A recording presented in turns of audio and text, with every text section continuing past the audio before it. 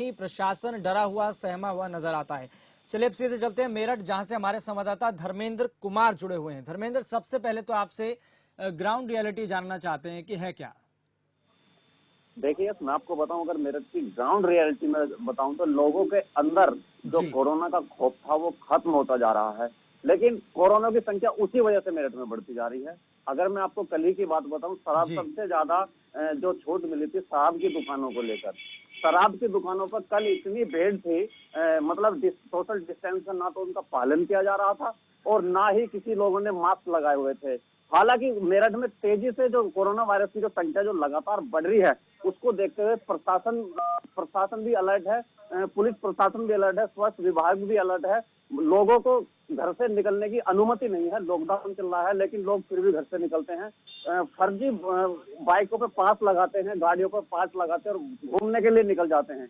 Police उनको पकड़ती है, उनकी जांच करते हैं, उसके बाद वो उनका चालान भी कर देते हैं और गाड़ी भी सील कर देते हैं। कुछ लोगों पर मुकदमे भी करती है, लेकिन फिर भी मेरठ के लोग समझने के लिए तैयार नहीं है, क्योंकि मेरठ में फिर भी इतनी इस महामारी का प्रकोप इतनी बुरी तरह से छाया हुआ है कि लगातार रोज 10 से 12 की संख्या में लोग संक्रमित मिलते हैं, लेकिन उसके बाद में भी लोग समझने को तैयार नहीं है। अब धीरे धीरे ये संक्रमण सिटी क्षेत्र से होता हुआ अब धीरे धीरे गाँवों में भी जाने जी। लगा है। अगर इस तरह की हालात बने रहे तो हो सकता है कि देहात क्षेत्रों में भी इस संक्रमण का असर धीरे धीरे धर्मेंद्र, होने लगेगा। गांव वासियों के लिए आपने जिस तरीके से बताया, शहर से गांव में भी जा रहा है ये संक्रमण, तो गांव वासियों के लिए कितना ये खतरा पैदा कर सकता है? क्योंकि एक तो जिस तरीके से हमने देखा पूरे देश में मजदूर लोग हो चाहे गांववासी हो, उनके लिए एक खतरे का सबब बनता हुआ नजर आ रहा है। लेकिन अगर आपसे बात करें, क्या कुछ ऐसा आंकड़ा है कि गांव में इतने लोग संक्रमित हुए हैं? अभी हाल ही में मेरठ के थाना प्रतापपुर क्षेत्र में कुछ लोग संक्रमित मिले थे, उसके जी बाद में उन क्वारंटाइन भी किया गया था। उसके साथ साथ में तकरीबन 20 से 30 लोग अब तक देहात क्षेत्र से भी निकल चुके हैं। जगह जगह एरिया को सील किया गया है, लोगों को निकलने के लिए बिल्कुल मना कराई गई है, लेकिन लोग फिर भी मानने के लिए तैयार नहीं है। अगर हम बात करें पुलिस प्रशासन की, उनके अंदर भी धीरे धीरे पुलिस कांस्टेबल के अंदर हमारे पीएससी के जवान हैं, उनके अंदर भी कोरोना संक्रमित की संख्या लगातार बढ़ रही है, क्योंकि लगातार 7-8 संख्या रोज तकरीबन रोज निकल के आ रही है। उसकी चैन तोड़ने में अभी तक प्रशासन नाकामयाब दिख रहा है। हालांकि मेरठ से लोग ठीक भी हो रहे हैं। कल सबसे ज्यादा 17 लोग एकदम कल उनको डिस्चार्ज किया गया था हॉस्पिटल से, जो कोरोना जी। वायरस से जो 15 से 20-25 दिन पहले उनको एडमिट किया गया था। और कल उनको रिहा भी किया, लेकिन फिर भी जो लगातार जो संख्या बढ़ रही है मेरठ में, जी उसकी चैन तोड़ने में नाकाम है। लेकिन फिर भी जो स्वास्थ्य विभाग इस पर अलर्ट है चलिए और ठीक। देखते हुए लोगों को ठीक भी करा जा रहा है। अब तक 298 के लगभग यहाँ से मरीज ठीक हो चुके हैं और जो तकरीबन जो अब संख्या पहुंची है 411 संख्या पहुंची है और मरने वालों की संख्या भी 25 पहुंच गई है। चलिए ठीक, जुड़े रहिए धर्मेंद्र हमारे साथ। अब सीधा चलते हैं बहादुरगढ़, जहां से हमारे संवाददाता ललित कुमार जुड़े हुए हैं।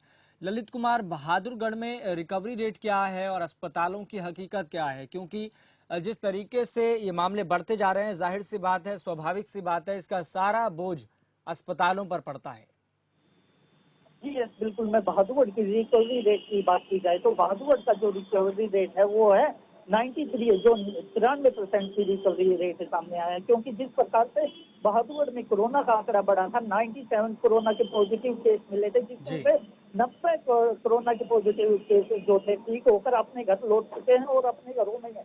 इसके अलावा 7 लोगों के जो संक्रमित है, जो पॉजिटिव है, उनका इलाज पीजीआईएमएस रोहतक में चल रहा है। और जो काफी दिनों से लोगों से स्वास्थ्य विभाग आह्वान भी कर रहा है, जो लॉकडाउन कोर्ट में कुछ रियायतें लोगों को दी गई है, उसका लोगों द्वारा गलत उपयोग किया जा रहा है। तो बाजारों में आपको भीड़ दिखाना चाहता हूँ कि किस प्रकार से रोडों पर वाहन दौड़ते हुए नजर आएंगे आपको। और जो लॉकडाउन कोर्ट में जो लोगों को छूट दी गई है, लोगों द्वारा इसकी लापरवाही से इसका यूज किया जा रहा है। क्योंकि जिस प्रकार से लॉकडाउन कोर्ट में फैक्ट्रियां चलाने की भी अनुमति दी गई है, इसके अलावा जो जो छोटे बड़े उद्योग हैं 100% कर्मचारियों के साथ तो उद्योग चलाने की प्रशासन द्वारा परमिशन दी गई है, जिसको लेकर जो सुबह शाम की बात की जाए तो रोडों पर पैर रखने की जगह नहीं रहती। क्योंकि जो कामकाज के लिए फैक्ट्रियों में और जो जाते हैं उस समय यहाँ पर काफी संख्या में भीड़ हो जाती है। इससे साफ नजर आता है कि आने वाले समय में बहादुरगढ़ में कोरोना का एक गढ़ बन जाएगा। क्योंकि जो कोरोना पॉजिटिव के जो केस बहादुरगढ़ में आए तो उसी में किसी में भी लक्षण देखने को नहीं मिला था, नहीं तो किसी को बुखार था, नहीं खांसी नहीं जुकामता, ऐसे जो रोगी हैं वह रोडों पर निकले हुए हैं और एक दूसरे के संपर्क में आने से बहादुर का जो रेट है वह भी बढ़ेगा और इससे कोरोना पॉजिटिव की संख्या भी बढ़ने जा रही है, क्योंकि जिस प्रकार से चलिए ललित, लोग बहुत महत्वपूर्ण जानकारी आपने बताई कि बहादुरगढ़ का रिकवरी रेट 90% से ज्यादा है, जो कि बहादुरगढ़ के लिए एक अच्छी बात है। चलिए ललित, बहुत बहुत धन्यवाद तमाम जानकारी देने के लिए और जमीनी हकीकत से हमारे दर्शकों को रूबरू कराने के लिए। चलिए अब सीधा चलते हैं राजस्थान के पाली, जहां से हमारे संवाददाता सुरेश पवार जुड़े हुए हैं। सुरेश पवार, प्रवासी मजदूरों का जो मुद्दा है राजस्थान सरकार और यूपी सरकार के बीच में सियासत का विषय रहा। हमने जिस तरीके से देखा प्रवासी मजदूरों को लेकर बड़ी बड़ी डिबेट्स भी हुई, चर्चा भी हुई और सियासत भी गरमाई रही। प्रियंका गांधी से लेकर राहुल गांधी इसमें शामिल रहे और यूपी सरकार से जिस तरीके से 36 लाख का जो बिल है वो लिया गया प्रवासी मजदूरों को भेजने की एवज में। तो ऐसे में क्या अब ऐसे मामले सामने आ रहे हैं कि प्रवासी मजदूर अपने गृह राज्य भेजे जा रहे हैं और कितनी संख्या में ये आंकड़ा है, क्या कुछ स्टैटिस्टिक्स हैं इसके? सुरेश, आप आवाज सुन पा रहे हैं? चलिए संपर्क दोबारा से साधने का प्रयास करेंगे। अब सीधा चलते हैं गुरुग्राम, जहां से हमारे संवाददाता सूरज दुहन जुड़े हुए हैं। सूरज दुहन, प्रवासी मजदूरों को लेकर क्या स्थिति बनी हुई है? क्या अभी भी ऐसे देखने को मिल रहा है कि प्रवासी मजदूर अपने घर जाने को लेकर आतुर हों और जिला प्रशासन उनकी पूरी मदद करा हुआ? ऐसे में क्या कुछ अगर हम आंकड़ों की बात करें तो कितनी संख्या में लोगों को, प्रवासी मजदूरों को, श्रमिकों को भेजा जा चुका है? देखिए यस, बिल्कुल इसमें बिल्कुल ये बताना चाहूंगा, और हरियाणा सरकार का भी और यहाँ गुरुग्राम प्रशासन का बिल्कुल हम वो एक धन्यवाद के पात्र भी हैं, क्योंकि लगातार जो प्रवासी और जो पूर्वांचल वाले लोग और जो बाहर जो अपने प्रदेश में जाना चाहते थे लगातार सड़कों पे नजर आ रहे थे यस, वो अब नहीं देखने को मिल रही।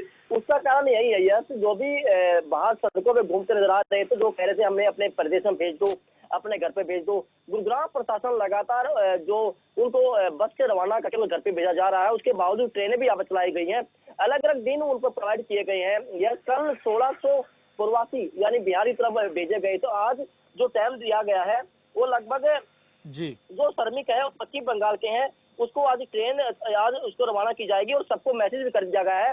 सभी जो पूर्वांचल वाले लोग हैं, प्रवासी लोग हैं और श्रमिक लोग हैं, उनको ताऊ देवला स्टेडियम में इकट्ठा किया गया है।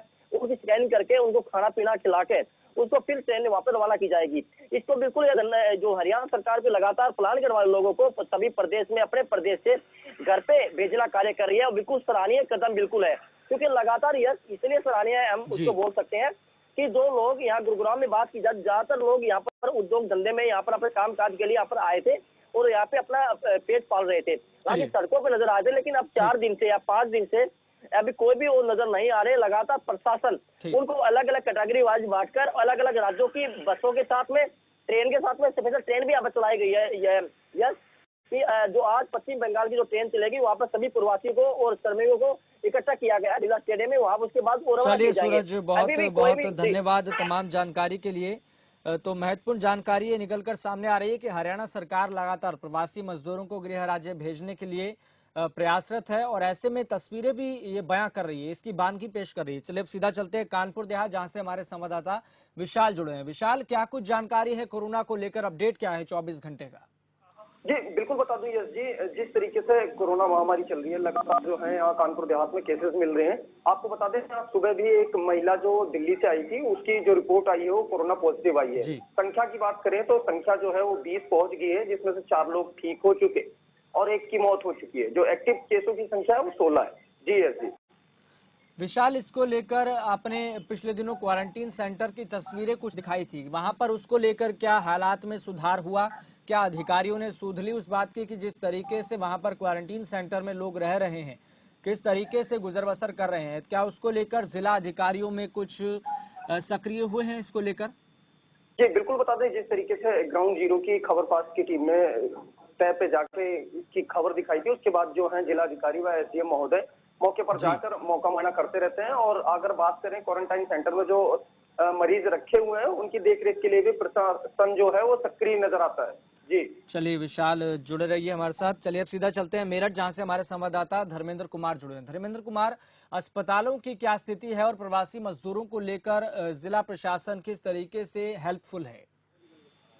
यस, प्रशासन बिल्कुल अलर्ट है और जो प्रवासी मजदूरों को लेकर है जी ट्रेनों से भी उनको भेजा जा रहा है, बसों के द्वारा भी उनको भेजा जा रहा है। और वहीं जो अगर प्रवासी मजदूर कुछ लोग हमारे यहाँ से जो बाहर गए हुए थे, दूसरे जिलों या दूसरे राज्यों में गए हुए थे, उनको लेकर भी काफी सक्रिय है, क्योंकि जब उनको वहां से ट्रेन द्वारा अगर लाया जा रहा है तो उसके बाद में उनको टेस्ट कराया जा रहा है, उनके सैंपल्स लिए जा रहे हैं। उसके बाद में अगर संतुष्टि हो जाती है तो उसके बाद में उन लोगों को घर में ही रखने की इजाजत दी जाती है कि अपने घर में रहें। लेकिन अगर हॉस्पिटलों की अगर मैं बात करूं तो हॉस्पिटलों की भी लगातार जो प्रशासन अलर्ट है उसके लिए भी, क्योंकि पिछली बार कुछ समय में कुछ पेशेंट की जो जान चली गई थी उसके बाद में उसमें सीसीटीवी कैमरे भी लगवाए गए हैं हर जगह। हर पेशेंट निगरानी में है प्रशासन की, डीएम साहब के आदेश के बाद में, क्योंकि कुछ रिपोर्टें डेथ होने के बाद में आ रही थी उससे पहले। लेकिन अब जो है प्रशासन बिल्कुल अलर्ट है। उसके हिसाब से देखा जाए तो मेरठ के जो प्रशासन अधिकारी हैं सब अलर्ट है, लेकिन कोरोना संक्रमण की जो चैन तोड़ने में अभी नाकामयाब दिख रही है। चलिए ठीक है, बहुत बहुत धन्यवाद धर्मेंद्र, हमारे सभी सहयोगियों का बहुत बहुत धन्यवाद तमाम जानकारी बताने के लिए, हमारे दर्शकों को जमीनी हकीकत से रूबरू कराने के लिए। चलिए फिलहाल इस चर्चा में इतना ही, मुझे दीजिए इजाजत और देखते रहिए खबर फास्ट।